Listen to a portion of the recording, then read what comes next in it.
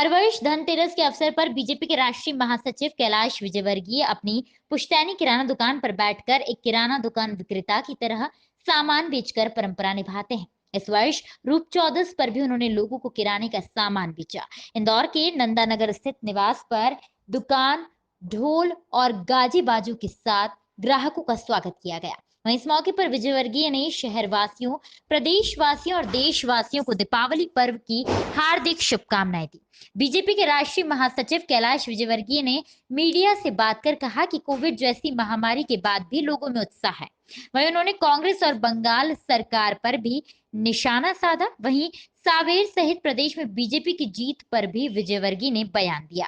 और हनुमान जी की पूजा करने का नाटक करना, दोनों का अंतर है। जी कंप्यूटर बाबा जिस तरह से कार्रवाई लगातार हो रही है और जेल में भी बंद है, कल गिरफ्तारी फिर से हो गई, एक मुकदमे में नया मुकदमा कायम हुआ, कैसा आप देखते हैं धर्म के नाम पे जो चल रहा था? मैं इसके ऊपर ज़्यादा टिप्पणी नहीं करूँगा क्योंकि मेरी धर्म गुरुओं के प्रति आस्था रहती है, पर कभी कभी फिर एक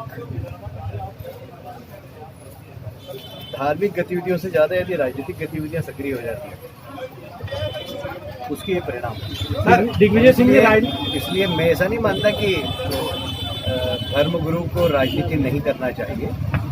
राजनीति में उनकी भूमिका होना चाहिए पर मर्यादित हो।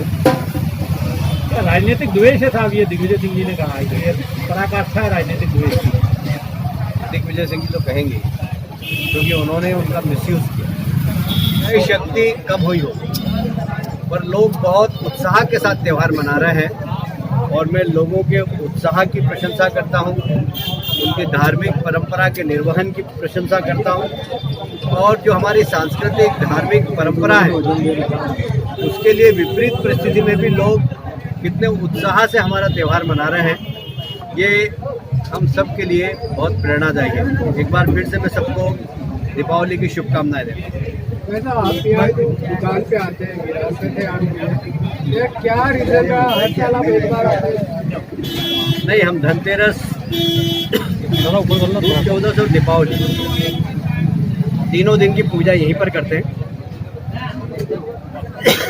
दीपावली पूजा परिवार के साथ करते हैं, पूरा परिवार हमारा यहाँ आता है और हम लोग दीपावली की पूजा करते हैं। ये हमारी शुरू से परंपरा रही है। तो आप ये जनता इस प्रकार के शब्दों को पसंद नहीं करती और मध्य प्रदेश की एक राजनीतिक परंपरा कायम रहे, मैं समझता हूँ हम सब राजनीतिक दलों को विचार करें। आगर और डबरा बीजेपी को हार का सामना करना लहर के बाद क्या कुछ कमियां रहेंगी? अब अभी तो समीक्षा करेंगे। कुछ आगर का तो मुझे चुनाव के 2 दिन पहले ऐसा लग रहा था कि वहाँ पर थोड़ा सा टफ है वहाँ पर फाइट। बाकी डबरा का भी लास्ट में कुछ परिस्थितियाँ वहाँ पर बिगड़ी सामाजिक समीकरण, क्योंकि हम दोनों सीट जीत रहे थे, आखिरी में हम हार गए। कुछ वहाँ पर कार्यकर्ताओं के साथ बैठ कर समीक्षा भी करेंगे और ये दोनों सीट हारने का मालवा निवान 100% होता है।